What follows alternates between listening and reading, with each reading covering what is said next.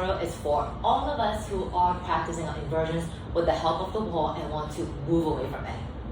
This is you coming up in your inversion, whatever it is, and then once your feet hit the wall, you immediately move your feet away and then ended up collapsing. Sometimes you might be able to stay up for a breath or two before coming down, but a lot of times it's usually immediate falling back down onto the mat. If this is what you are doing in your inversion, be it headstand, pincha, or handstand, my advice to you is don't do that. You might be wondering why. Okay. My reason is because balancing requires stability.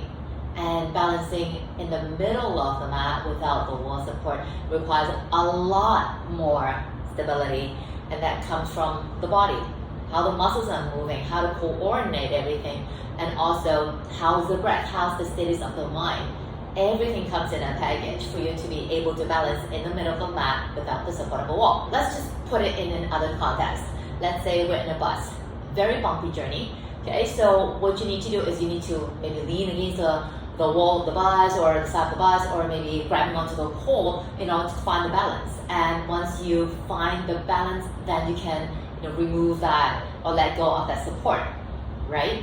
So it's the same when you're upside down. Rather than immediately moving your feet away from the wall once you are up, it's actually much better to stay with the wall and take a few breaths just to make sure that the body and the mind is ready before you actually move the feet away from it. And that way, the stability will come a lot more easier. Okay, so don't rush. And also the setup is very important. I see a lot of us, when we set up, we have the hands very far away from the wall, and we think that that would help us to, create that confidence or create that whatever that means you create to balance on its own. And that is actually false. Because if you're still using the wall as a support and your feet are at the wall, are touching the wall, for you to move the feet away and in order for the legs to stack above the hips and hips stack above the shoulders requires so much more effort and strength because the lower body is long and is heavy. So what you actually want to do is move as close to the wall as you can. So again, it doesn't matter if you're doing a headstand, a pincha, or a handstand, it's the same theory. But I'll do it in a headstand so that I'll make sure my feet won't get cut off from the camera. So set up really close, and then go up, however way that you go, and then just touch the wall. Once your feet touch the wall, make sure that find the base. Is your base ready? Are the arms working? Are the shoulders lifting away from the ears? Is the upper back spreading? And how is your abdomen and your ribs? Are they hugging it? Are they collapsing?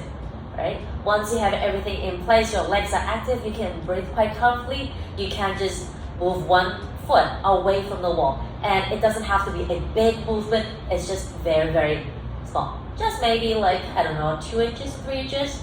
As long as it's not touching the wall, you're moving away, right?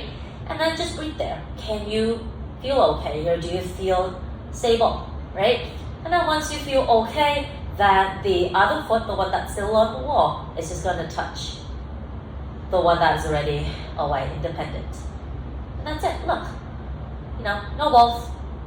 A lot of us have this perception that, because balancing with the wall and balancing without the wall is such a big milestone that the actual physical movement have to be huge as well, so that they would match, right? But actually it's not, okay?